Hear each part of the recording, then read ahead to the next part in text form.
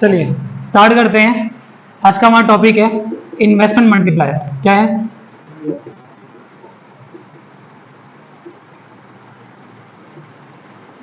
ठीक है, हिंदी में इसको बोलते हैं निवेश गुणांक। क्या बोलते हैं? निवेश गुणांक। चलिए, बेसिकली इको में इन्वेस्टमेंट मल्टीप्लायर को के से डिनोट किया जाता है। किसे डिनोट किया जाता है? के से डिनोट किया जाता है। बात करते हैं कि होता क्या है, उसको फाइंड करने के मेथड क्या होते हैं। सबसे पहले बात करते हैं इन्वेस्टमेंट मल्टीप्लायर क्या होता है। इन अ simple way, K equal to delta Y upon में डेल्टा आई होता है। अब यहीं से हम इसकी थ्योरी बना देंगे।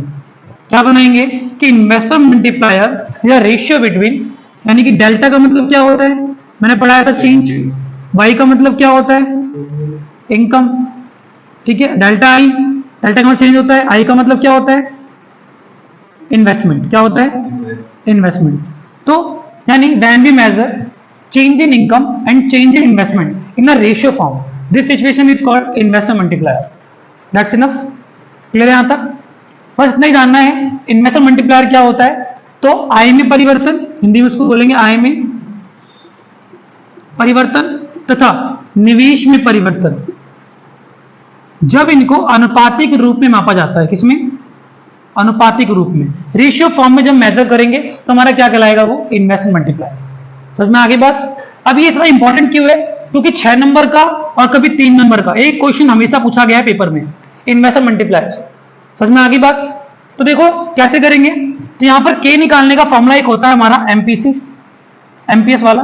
तो के अपॉन में एमपीएस, एक फॉर्मूला हमारा ये हो गया, और एक आपका होगा के इक्वल टू 1 अपॉन 1 माइनस में एमपीसी। ये एमपीसी के रिलेशन में है और ये एमपीएस के रिलेशन में। समझ में आगे बात? तो आपके सामने दो फॉर्मूले हैं के निकालने के, और एक फॉर्मूला आपका ये रहा, 3 फॉर्मूले हो गए के निकालने के। पर सिचुएशन डिपेंड करेगी कि आपको कौन सा फॉर्मूला कहां लगवाना है। मैं भी कुछ क्वेश्चन की प्रैक्टिस कराऊंगा तो समझ में आ जाएगा आपको कि कौन सा फॉर्मूला कहां लगाना है। ठीक है, उससे पहले हम ये बात कर लेते हैं। अभी हमने एक फॉर्मूला लिखा K equal to delta Y upon में डेल्टा। ये फॉर्मूला आया कहां से? अगर प्रूफ करने के लिए आता है कि भाई प्रूफ करो, कैसे प्रूफ करोगे, सिद्ध कैसे करोगे? तो बेटा इसको सिद्ध करने का बस एक मेथड है, ध्यान सुनना, देखते जाओ। स्टेप फर्स्ट, क्या करोगे? K equal to delta Y upon में डेल्टा आई, और एज वी नो यहां पर एक कॉलम लगाओ, delta Y equal to delta C plus में डेल्टा आई होता है। होता है कि नहीं होता है? चलिए, तो बेटा अगर ये होता है और delta I equal to delta Y minus में डेल्टा सी, ये मैं कर सकता हूं। अगर मुझे डेल्टा आई निकालना होगा, डेल्टा वाई में से डेल्टा माइनस सी कर दूंगा, मेरा आंसर होगा। तो क्या मैं डेल्टा आई की जगह पर क्या मैं ये नहीं लिख सकता? लिख सकता हूं। तो मैं क्या करूंगा? K equal to delta Y upon में डेल्टा वाई माइनस में डेल्टा सी। कोई दिक्कत है? यहां तक क्लियर हो गया?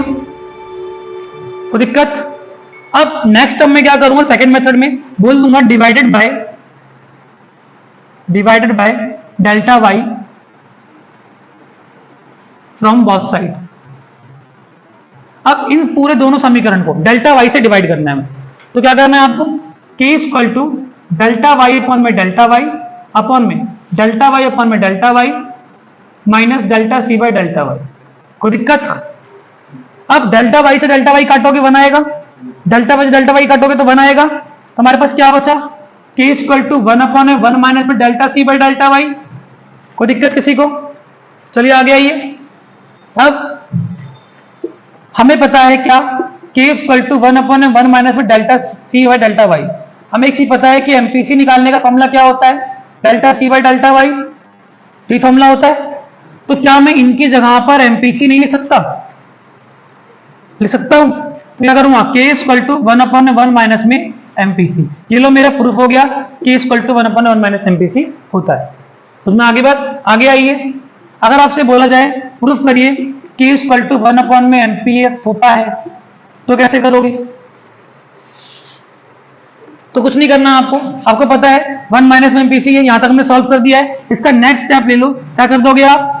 के इक्वल टू 1 अपॉन में एमपीएस लिख दो, और यहां पर एक शॉर्ट टर्म डाल देना। क्या डाल दोगे कि इसको पहले मिटा लो, यहां पर एक शॉर्ट टर्म डाल लेना कि एमपीसी प्लस में एमपीएस इक्वल टू 1 होता है।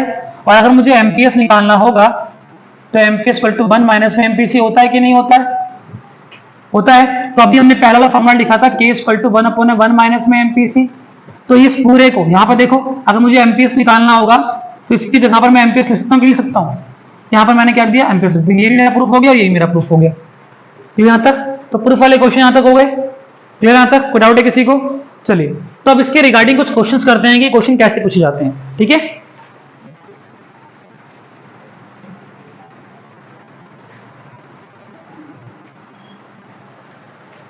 वैसे मान लो क्वेश्चन आपका है, सपोज दैट कि एमपीसी आपको दे रखा है 0.8 और डेल्टा वाई आपको दे रखा है 3000। बोलता find the value delta Y delta I और एमपीएस। आपको इनके फॉर्मूला निकालना है। इतना ही क्वेश्चन आता है 3 नंबर का। तो क्या करोगे आप? कुछ नहीं करना आपको। सबसे पहले हमें पता है डेल्टा आई निकालने के लिए मेरे पास के होना चाहिए। पहले इस मेथड को समझो, K equal to delta Y upon में डेल्टा आई। अब मुझे अगर मान लो ये निकालना है या ये निकालना हो या ये निकालना हो, तो मेरे पास किसी दो की वैल्यू होनी जरूरी है। अब यहां पर मेरे पास एक ही वैल्यू दी हुई है, किसकी? सिर्फ डेल्टा वाई की, जो मेरे पास ये रहा। दो की वैल्यू नहीं दी हुई, तो मुझे पहले इनमें से किसी एक की वैल्यू निकालनी होगी। तो इनमें से किसी एक निकालने का मेथड हमने पता है, अभी के निकालने का मेथड मैंने पढ़ाया था आपको। 1/में एमपीएस लगा दो या के इक्वल टू 1/1 माइनस में एमपीसी। ये डिपेंड करेगा क्वेश्चन का नेचर क्या है, क्वेश्चन में क्या दिया हुआ है। देखो मेरे पास क्या दिया हुआ है, एमपीसी दिया हुआ है। तो मैं करूंगा ये वाला फॉर्मूला लगाऊंगा, क्यों लगाऊंगा? तो यहाँ पर क्या कर दोगे आप, के इक्वल टू 1/1 माइनस में एमपीसी कर दो, यानी 1/1 माइनस में 0.8। के की क्या होगी? 1/1 में 0.2 काटो, के की वैल्यू कितनी आ गई? 5। अब मेरे पास के की वैल्यू 5 आ गई। बस कुछ नहीं करना, आप के की वैल्यू को यहाँ पुट कर दो, यानी 5 हो गया। डेल्टा वाई की वैल्यू कितनी? 3000 है। 3000 कर दो अपॉन डेल्टा आई हो गया। अब ये डिवाइड लेके मल्टीप्लाई हो जाएगा, डेल्टा आई इंटू में 5 कर दो इक्वल टू में 3000। क्लियर? अब ये मल्टीप्लाई जाके तो डिवाइड हो जाएगा। तो क्या करोगे आप? Delta I equal to 3000 upon 5 कर दो। अब करो 5 का 5, 5 6 30। डेल्टा आई की वैल्यू कितनी आ गई? 600। जब इन्वेस्टमेंट में 600 का चेंज आएगा तो इनकम में कितने का चेंज आएगा? 3000। क्लियर हो गया यहाँ तक? बस इतना ही आपको करना होता है। पेपर में 3 नंबर का क्वेश्चन आता है आपकी। डाउट है किसी को यहाँ तक? पक्का? चलिए एक क्वेश्चन की और प्रैक्टिस करते हैं ताकि समझ में आ जाएगा। अगर मान लो आपका एमपीएस 0.2 दिया हुआ है और अगर डेल्टा वाई आपका दे रखा है, तो डेल्टा आई ले लो। डेल्टा आई आपको दे रखा है 4000। Find the value of K, find the value of delta Y. Easy question है। क्वेश्चन ऐसे ही आते हैं, लास्ट तक उठा के देख लेना आप, बोर्ड में ऐसे क्वेश्चन पूछे गए हुए। ठीक है, 3 नंबर के। कुछ नहीं करोगे, मैंने कहा पहले हम ये फोकस करेंगे, हमें के का कौन सा फॉर्मूला लगाना है, क्योंकि वो डिपेंड करेगा इस पर। ठीक है, हालांकि क्वेश्चन का नेचर और भी है, तो हम अगली वीडियो में बात करेंगे, तो उसमें देखेंगे कि क्वेश्चन का एक सीरीज ले लेंगे, इसमें जितने तरह के क्वेश्चन है वो सारे क्वेश्चन सॉल्व करेंगे। ठीक है, तो देखो यहाँ पर अगर आपका एमपीएस 0.2 है तो हम कौन सा फॉर्मूला लगाएंगे? एमपीएस वाला या एमपीएससी वाला? एमपीएस वाला। क्या करोगे आप? यहाँ पर के इक्वल टू 1/में एमपीएस कर दो। के इक्वल टू 1/में एमपीएस की वैल्यू कितनी है? 0.2। तो 0.2 काट दो, के की वैल्यू कितनी आ गई? 5 आ गई। यहाँ तक किसी को डाउट है? अब कुछ नहीं करना, के की वैल्यू 5 आ गई तो K equal to delta Y upon में डेल्टा आई का फॉर्मूला लगा दो। Any doubt? नो? ओके, तो कुछ नहीं करोगे, के 5 हो गया। डेल्टा वाई कितना हमारा निकालना है हमें? Delta Y and delta I की वैल्यू कितनी है? 4000 है। तो यहाँ पर आप कर दो 4000। डेल्टा वाई इक्वल टू क्या हो जाएगा? 5 इंटू में 4000। अब 0 0 0 5 चौक 20, कितना हो गया? डेल्टा वाई की वैल्यू कितनी हो गई? 20000। तो दिक्कत है किसी को? तो बस ये क्वेश्चन कुछ इस तरीके से होते हैं। Any doubt? पक्का? कोई डाउट है किसी को? नहीं। चलिए आगे चलें, चलते हैं आगे। अब थोड़ा सा इसके ऊपर एक लेंथी क्वेश्चन करते हैं, बड़ा क्वेश्चन। जैसे मान लो एक क्वेश्चन है आपका कि अगर आपके एमपीसी की वैल्यू 0.75 है, ठीक है, और वाई आपका दे रखा है 4000, ठीक है, सी बार आपका दे रखा है 200। Find the value of C, find the value of S, find the value of I, find the value of K. Question देखने में बहुत लंबा है लेकिन क्वेश्चन बहुत इजी है। क्वेश्चन का बस नेचर पकड़ो। हमें क्या दे रखा है? एमपीसी। सबसे पहले हम क्या निकाल लेंगे? सी निकालेंगे। अब देखो हमारे पास कोई और चारा नहीं है बिना सी का फॉर्मूला लगाए हुए, तो याद करो पहली वाली क्लास में मैंने क्या बताया, सी निकालने का फॉर्मूला पढ़ाया था, C equal to C bar plus में एमपीसी इंटू में वाई, ये पढ़ाया था। यहीं से हम सी निकाल लेंगे। तो क्या करेंगे, सी इक्वल टू सी बार की वैल्यू कितनी है 200 है, तो यहां आप कर लो 200 प्लस में एमपीसी की वैल्यू कितनी है 0.75, तो 0.75 इंटू में वाई की वैल्यू कितनी है 4000। क्लियर? तो इससे इसको काट दो, कोई दिक्कत है किसी को? अब इसको इससे मल्टीप्लाई कर लो, 200 प्लस में 75 इंटू में 400 कर लो, तो कितना जाएगा 0 0 300, कोई दिक्कत? 3000 हो जाएगा, सॉरी 30,000 हो जाएगा, ऐसा है। देखो यहां पर 30,000 नहीं बल्कि 2 0 कटेंगे यहां पर, सॉरी फॉर दैट, सॉरी। यहां पर कर लो 4000 है, पॉइंट के बाद 2 डिजिट है, तो अब क्या करोगे 2 डिजिट काटोगे, समझ में आगे बात? अब मल्टीप्लाई कर लो, 0 हो गया 2500 300, तो ये आपका 3000 हो जाएगा। क्या हो जाएगा सी की वैल्यू 3000, समझ में आगे बात? अब एक चीज देखना, कभी भी अगर आपका ऐसा क्वेश्चन आए कि आपकी सी की वैल्यू वाई से ज्यादा जा रही है, जैसे अभी हमने किया, तो यहां पर क्या आ रहा था 30,000 आ रहा था, है ना? तो आप देखना कि वाई की वैल्यू अगर 4000 है और अगर आपका वैल्यू ये आ रहा है, तो आप कहीं ना कहीं गलत कर रहे हो।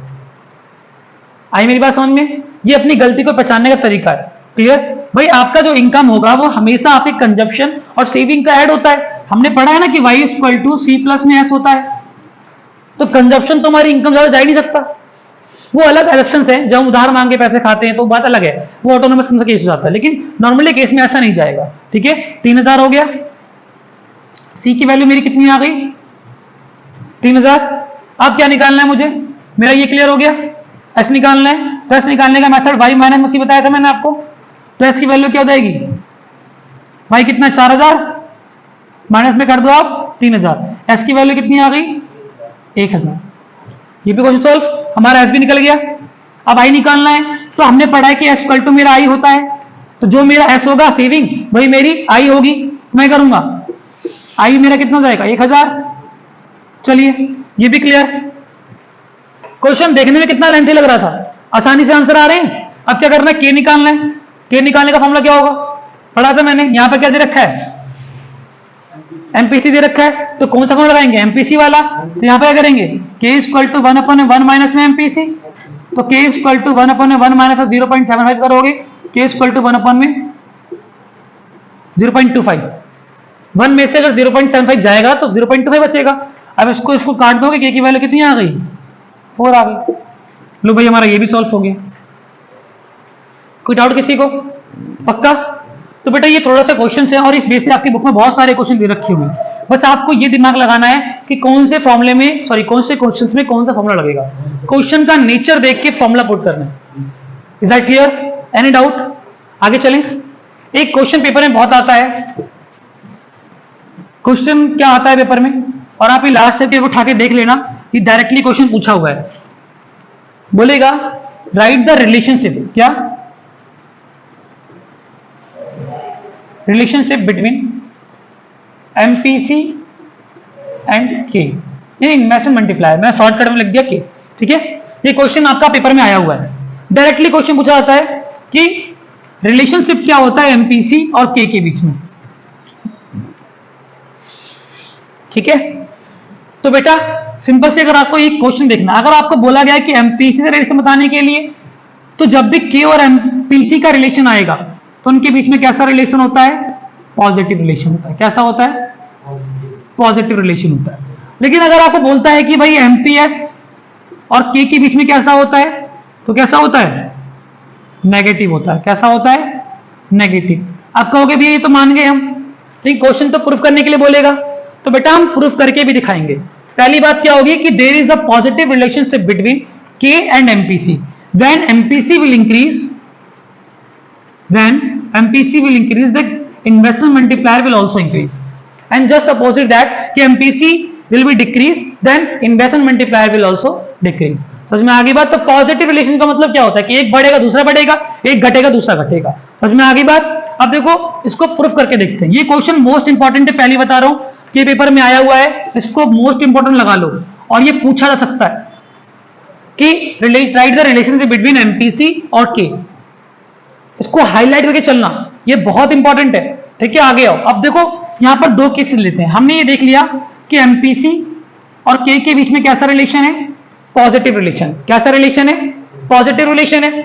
तो बेटा आप सॉल्व करते हैं। तो पहला केस लेते हैं, हम एक अप्रोक्सीमेटली अपने दिमाग से कुछ ले लेते हैं।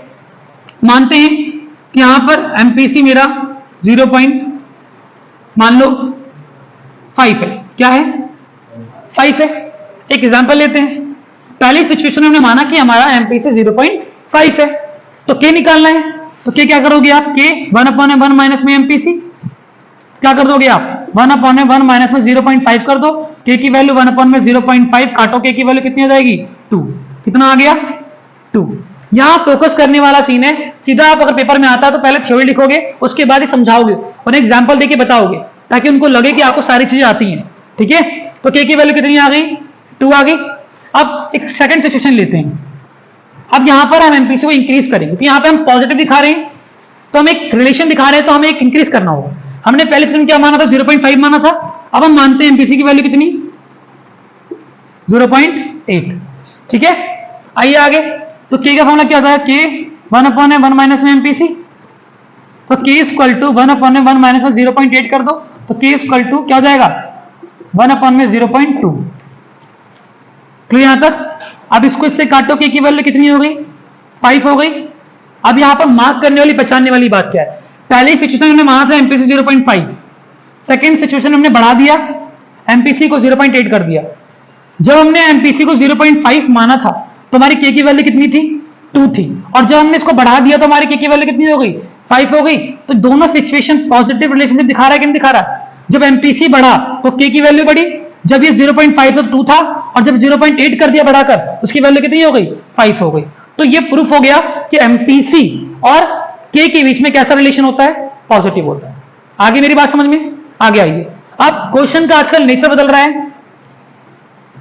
नेचर क्या बदल रहा है बेटा, नेचर ये बदल रहा है, वो एमपीसी नहीं पूछ रहे क्योंकि क्वेश्चन पुराना हो गया।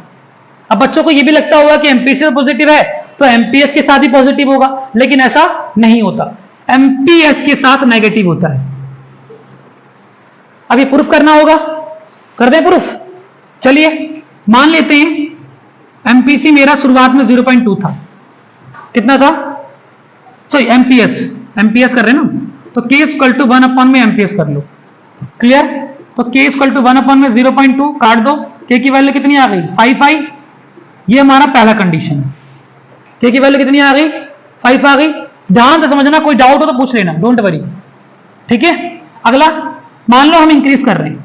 अब नेगेटिव रिलेशन का मतलब क्या होता है कि अगर एक बढ़ेगा तो दूसरा घटेगा। तो यहां पर देखो, अगर मैंने एमपीएस मान लिया 0.5, मैंने एमपीएस बढ़ा दिया, तो के की वैल्यू कितनी हो गई, के इक्वल टू 1/, में एमपीएस कर लो, यानी 1/, में 0.5 कर लो, काटोगे के की वैल्यू कितनी आ गई, 2। अब देखो यहां पर इंक्रीजमेंट किसमें आया है, एमपीएस में इंक्रीजमेंट आया है। पहले के की वैल्यू 5 थी, अब कितनी हो गई, 2 हो गई। तो ये क्या दिखा रहा है, इनवर्स रिलेशनशिप है, ये नेगेटिव रिलेशनशिप है, एक बढ़ा दूसरा घट गया। तो क्लियर है यहां तक। ये क्वेश्चन मोस्ट इंपॉर्टेंट है, पहली बार बता रहा हूं मैं, इसको पढ़ लेना। बस क्वेश्चन का नेचर देखना, एमपीसी से पूछा गया है या एमपीएस से पूछा गया। ठीक है, कोई दिक्कत किसी को, पक्का। चलिए अब के से रिलेटेड कुछ क्वेश्चन करते हैं।